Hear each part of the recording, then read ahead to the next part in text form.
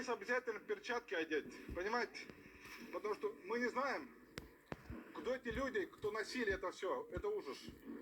Это надо все убрать. Перчатка, ложиться красиво. Если кто-то узнает свои трусики, можете ко мне потом прийти, я вам отдам его.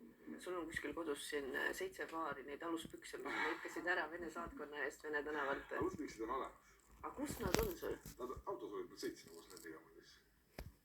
No, aga saad välja võtta, näidata neid või? 7 paari, noh, sellised, nüüd on lõpk ilusamad jälle. Mis ta viga?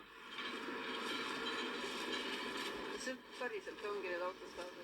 Aga see oli ju suur vale ju tegelikult. Sellepärast ma lõikasin. Mis asi vale oli? Et ei vägistata või? Ei. Mäletati, kuidas see asi pihta hakkas?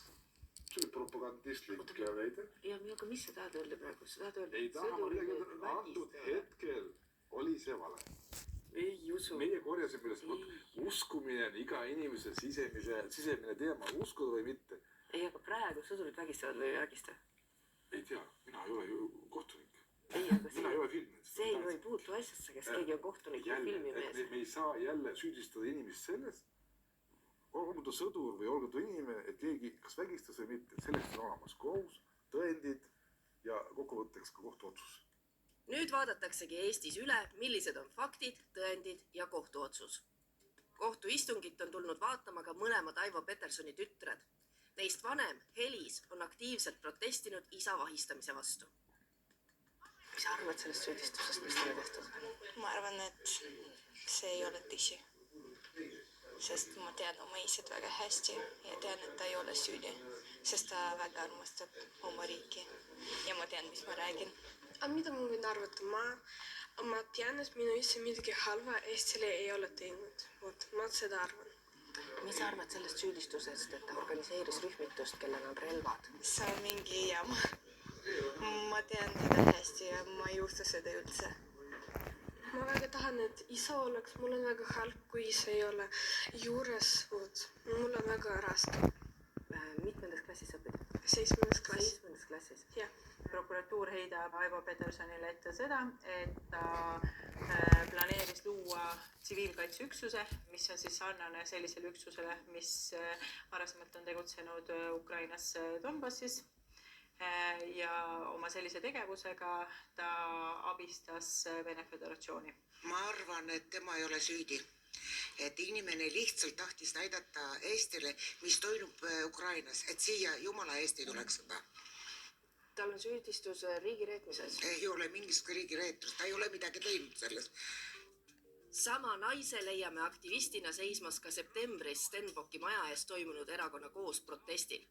Многие негры получают в Финляндии пособие, в Таллине живут. Раньше было дешевле, чем в Финляндии. Süüdistuse osas on ka see, et ta organiseeris ühte gruppi kokku, kellel on relvad.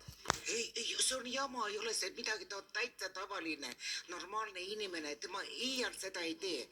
Seda ei ole tõestatud.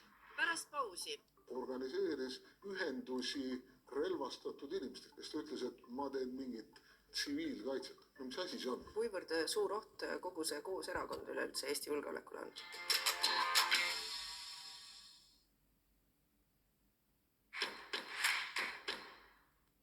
Kui jälgida Facebookis kampaaniat Free Aivo Peterson, tundub, et ta on poliitvang, mitte riigireetmises süüdistatav. Rahvas räägib, et see oli üldse kapo, kes organiseerib see reisi Aivole, et panna teda vanglasse, et nagu ta oli liider ja tegi nagu noor erakond. No see kõlab rohkem nagu Venemaa käekiri olevat. Aga võib-olla, aga kes teab sellest? Aga see on lihtsalt versioon, mida räägitakse, aga võib-olla ja miks? Poliitvang ja riigireetur on ju erinevad asjad. No vot ma ei tea, kus on reetus või miks ta reetur? No seletage mulle. Яна Тон тоже посещала, скажем, телеканалы государства. Да. Но смотрите, какая ситуация. Партия КОС, никто не ожидал, что она выстрелит. И что Айво Петерсон соберет такое огромное количество голосов. И если бы не ее выборы, он бы напрямую попал бы в парламент. А это невозможно было допустить. Üks aktiivsemaid Aivo Petersoni kaitsjaid on Julia Smooli.